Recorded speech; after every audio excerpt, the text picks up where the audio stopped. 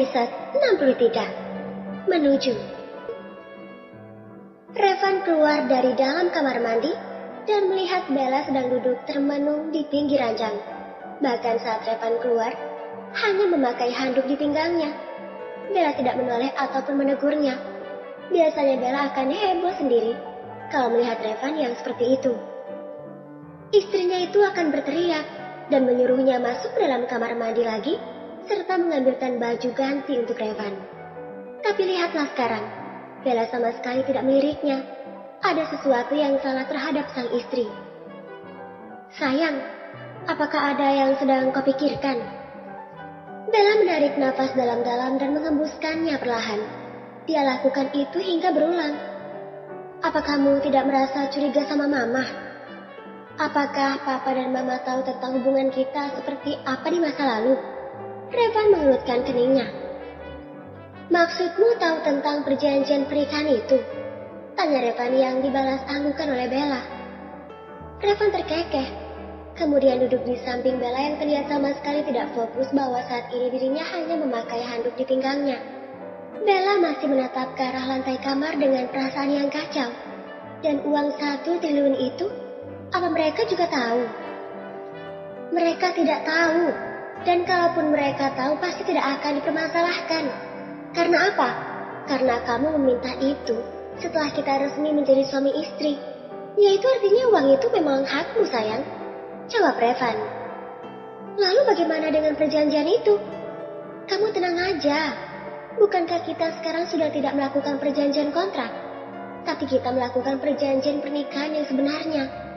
Bella menatap Revan melihat keseriusan di mata suami itu. Iya, kamu benar. Bella mengangguk perlahan. Mama dan Papa tidak akan tahu kalau mereka curiga dengan hubungan kita. Tinggal kita kasih bukti yang nyata. Jadi kecurigaan Papa dan Mama akan hilang dengan sendirinya. Ucap Revan tersenyum lebar. Sedangkan Bella masih belum paham dengan maksud Revan. Bukti nyata apa? Apakah mereka cukup berkata jujur? Bella terlihat berpikir. Sepertinya aku tidak akan ikut campur kalau misalkan kecurigaan Mama dan Papa mengarah kepada dirimu, ucap Bella. Revan mengernyit mendengar ucapan istrinya. Maksudnya apa, Yang? Kenapa tiba-tiba kamu bicara seperti itu? Bella mengedikkan bahunya. Tidak ada, aku hanya memberimu peringatan. Bukankah dulu kamu sering jalan bareng sama kekasihmu? Bahkan setelah menikah, kamu masih sering mengajak pergi kekasihmu ke luar negeri. Mudah-mudahan Papa... Tidak akan. Aku sudah menghapus semua bukti. Jadi Papa tidak akan tahu. Apa kamu tidak paham dengan apa yang kumaksud dengan pembuktian itu, sayang? Bella menggeleng. Revan benar-benar gemas dengan istrinya itu. Apakah dia tidak paham kalau selama ini dia selalu ingin meminta haknya sebagai seorang suami?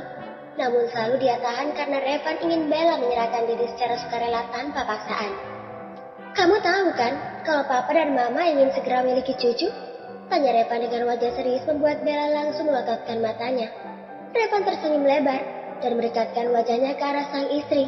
Kini Bella bisa melihat bahwa Revan sedang tidak memakai baju dan hanya mengenakan handuk yang meliliti pinggangnya. Ah, Revan cepat pakai bajumu. Bella menarik tangan Revan dan menyuruhnya masuk ke kamar mandi.